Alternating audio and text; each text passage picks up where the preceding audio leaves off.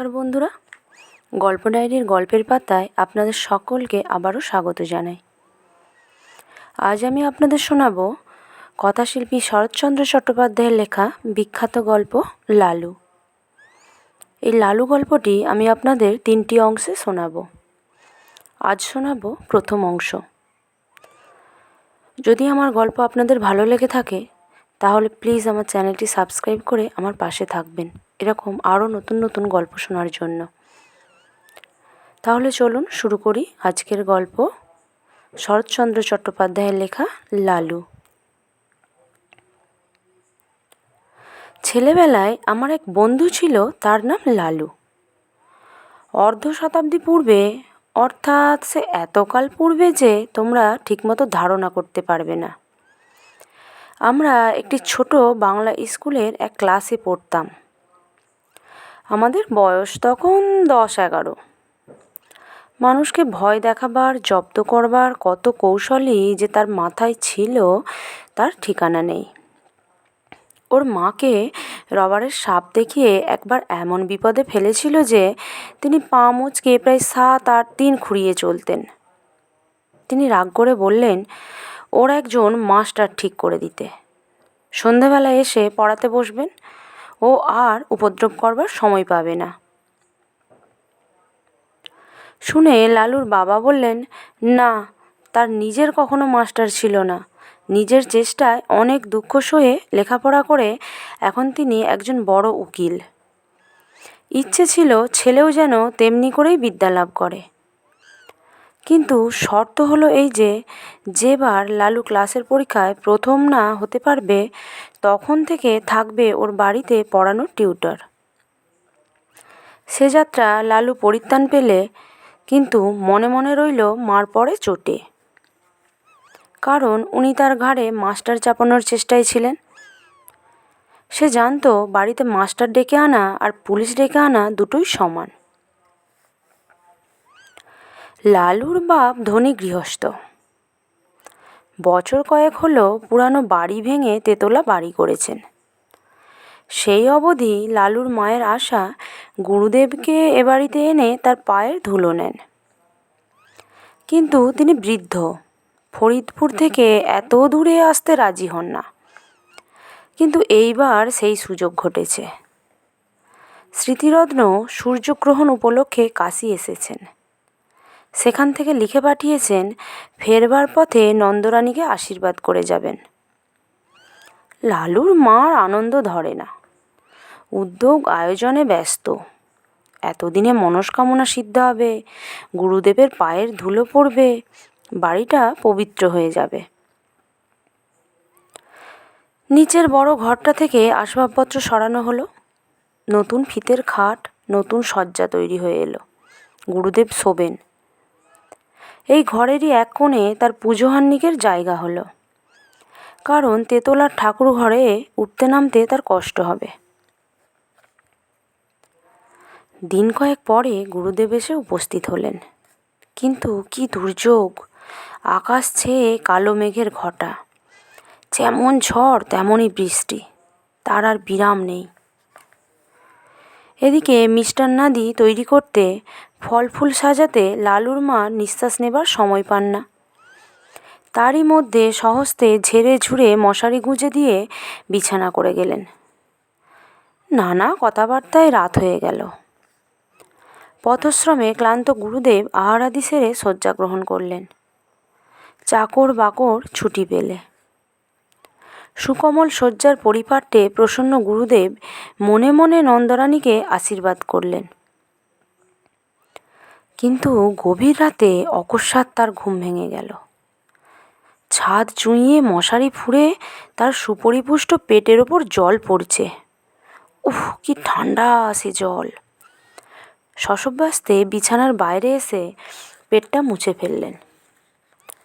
বললেন, নতুন বাড়ি করলে নন্দরানী, কিন্তু পশ্চিমের কড়া রোদে ছাদটা এর মধ্যেই ফেটেছে দেখছি।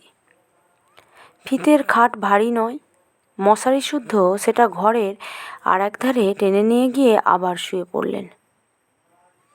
কিন্তু আধ মিনিটেরও বেশি নয়, চোখ দুটি সবে বুঝেছেন।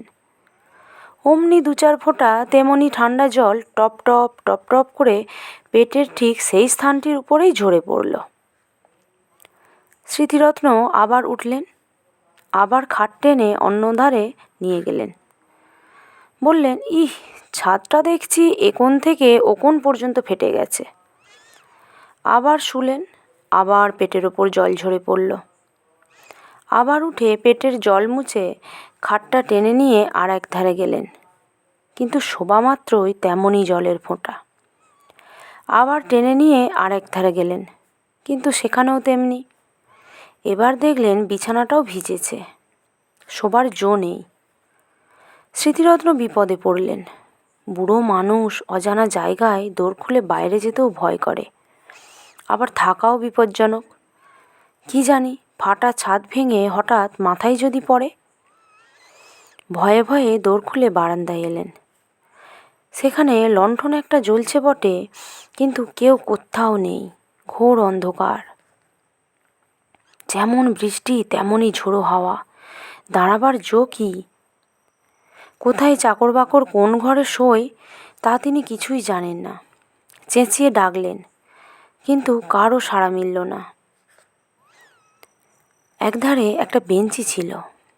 লালুর বাবার গরিব মক্কেল যারা তারাই এসে বসে। গুরুদেব অগত্যা তাতেই বসলেন। আত্মমর্যাদার যথেষ্ট লাঘব হলো অন্তরে তা অনুভব করলেন, কিন্তু উপায় কি? উত্তরে বাতাসে বৃষ্টির ছাঁটের আমেজ রয়েছে, শীতে গা শিরশির করে। খোঁচার খুঁটটা গায়ে জড়িয়ে নিয়ে পা দুটি যথাসম্ভব উপরে তুলে যথাসম্ভব আরাম পাবার আয়োজন করে নিলেন। নানাবিধ শ্রান্তি ও দুর্বিপাকে দেহ অবশ, মন তিক্ত, ঘুমে চোখের পাতা ভারাতুর। অনভ্যস্ত গুরুভোজন ও রাত্রি জাগরণে 2-1টা অম্ল উদ্গারের আভাস দিলে উদ্বেগের অবধি রইল না। হঠাৎ এমনি সময় অভাবনীয় নতুন উপদ্রব।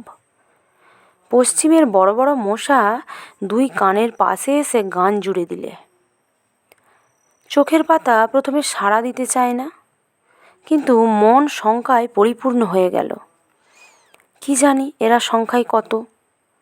মাত্র মিনিট 2। অনিশ্চিত নিশ্চিত হলো। গুরুদেব বুঝলেন সংখ্যায় এরা অগণিত। সে বাহিনীকে উপেক্ষা করে বিশ্বে এমন বীরপুরুষ কেউ নেই। যেমন তার জ্বলুনি তেমনই তার চুলকুনি। স্মৃতিরত্ন দ্রুত স্থান ত্যাগ করলেন, কিন্তু তারা সঙ্গ নিলে। ঘরের মধ্যে জলের জন্য যেমন, ঘরের বাইরে মশার জন্য তেমন। হাত পায়ের নিরন্তর আক্ষেপে, গামছার সঘন সঞ্চালনে কিছুতেই তাদের আক্রমণ প্রতিহত করা যায় না। স্মৃতিরত্ন এপাশ থেকে ওপাশে ছুটে বেড়াতে লাগলেন। শীতের মধ্যেও তার গায়ে ঘাম দিলে। ইচ্ছে হলো ডাক ছেড়ে চেঁচান, কিন্তু নিতান্ত বালকোচিত হবে ভেবে বিরত রইলেন। কল্পনায় দেখলেন নন্দরানী সুকোমল শয্যায় মশারির মধ্যে আরামে নিদ্রিত।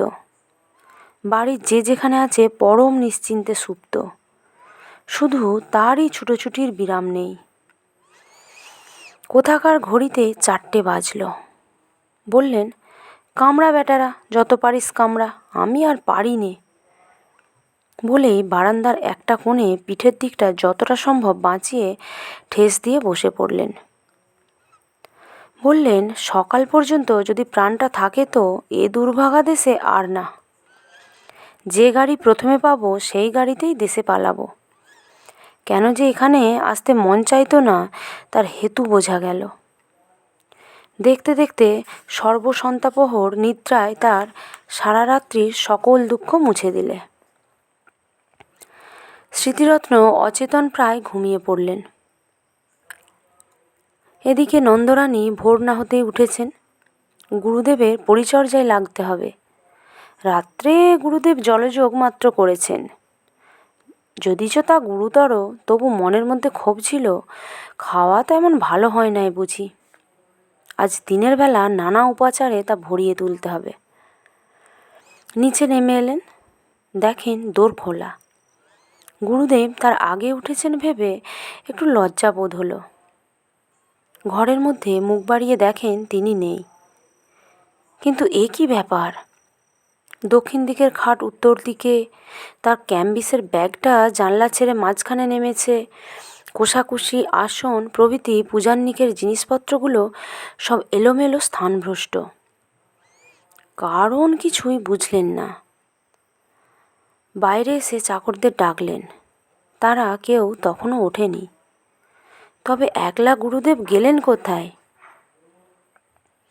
হঠাৎ দৃষ্টি পড়ল, ওটা কি? এক কোণে আলো অন্ধকারে মানুষের মতো কি একটা বসে না? সাহসে ভর করে একটু কাছে গিয়ে ঝুঁকে দেখেন তার গুরুদেব। অব্যক্ত আশঙ্কায় চেঁচিয়ে উঠলেন, ঠাকুরমশাই, ঠাকুরমশাই! ঘুম ভেঙে স্মৃতিরত্ন চোখ মেলে চাইলেন, তারপরে ধীরে ধীরে সোজা হয়ে বসলেন। নন্দরানী ভয়ে ভাবনায় লজ্জায় কেঁদে ফেলে জিজ্ঞাসা করলেন, ঠাকুরমশাই, আপনি এখানে কেন? স্মৃতিরত্ন উঠে দাঁড়িয়ে বললেন, সারা রাত দুঃখের আর পার ছিল না যে মা। কেন বাবা? নতুন বাড়ি করেছ বটে মা, কিন্তু ছাদ কোথাও আর আস্ত নেই। সারা রাতের বৃষ্টি বাদল বাইরে তো পড়েনি, পড়েছে আমার গায়ের উপর। খাট টেনে যেখানেই নিয়ে যায় সেখানেই পড়ে জল। পাছে ছাদ ভেঙে মাথায় পড়ে, পালিয়ে এলাম বাইরে। কিন্তু তাতেই কি রক্ষে আছে মা? পঙ্গপালের মতো ডাঁশ মশা ঝাঁকে ঝাঁকে সমস্ত রাত্রি যেন ছুবলে খেয়েছে। এধার থেকে ছুটে যায় ওধারে, আবার ওধার থেকে ছুটে আসি এধারে। গায়ের অর্ধেক রক্ত বোধ করি আর নেই মা। বহু প্রয়াস, বহু সাধ্য সাধনায় ঘরে আনা বৃদ্ধ গুরুদেবের অবস্থা দেখে নন্দরানীর দু চোখ অশ্রু সজল হয়ে উঠল। বললেন, কিন্তু বাবা, বাড়িটা যে তেতলা, আপনার ঘরের ওপর আরও যে দুটো ঘর আছে, বৃষ্টির জল তিনটে ছাদ ফুঁড়ে নামবে কি করে? কিন্তু বলতে বলতে তার সহসা মনে হলো, এ হয়তো ওই শয়তান লালুর কোনো রকম শয়তানি বুদ্ধি। ছুটে গিয়ে বিছানা হাতড়ে দেখেন মাঝখানে চাদর অনেকখানি ভিজে এবং মশারি বেয়ে ফোঁটা ফোঁটা জল ঝরছে। তাড়াতাড়ি নামিয়ে নিয়ে দেখতে পেলেন ন্যাকড়ায় বাঁধা এক চাঙড় বরফ। সবটা গলেনি, তখনও এক টুকরো বাকি আছে। পাগলের মতো ছুটে বাইরে গিয়ে চাকরদের যাকে সম্মুখে পেলেন চেঁচিয়ে হুকুম দিলেন, হারামজাদা লেলো কোথায়?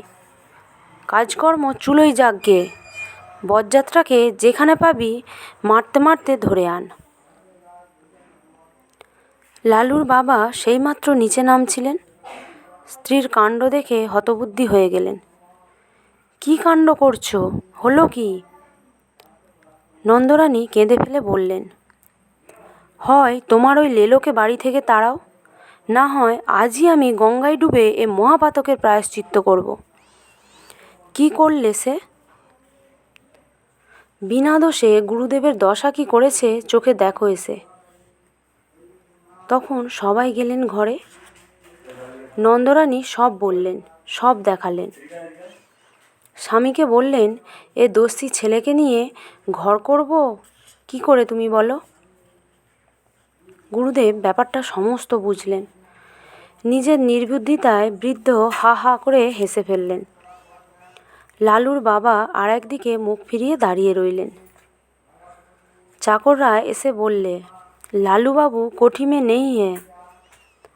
আর একজন এসে জানালে সে মাসিমার বাড়িতে বসে খাবার খাচ্ছে। মাসিমা তাকে আসতে দিলেন না। মাসিমা মানে নন্দর ছোট বোন, তার স্বামীও উকিল, সে অন্য পাড়ায় থাকে। এরপরে লালু দিন 15 আর এ বাড়ির ত্রিসীমানায় পা দিলে না। শেষ হলো আজকের গল্প, শরৎচন্দ্র চট্টোপাধ্যায়ের লেখা লালু। গল্পটি আপনাদের কেমন লেগেছে অবশ্যই কমেন্ট করে জানাবেন। সবাই খুব ভালো থাকবেন, সুস্থ থাকবেন। ফিরে আসছি নতুন কোনো গল্প নিয়ে। নমস্কার।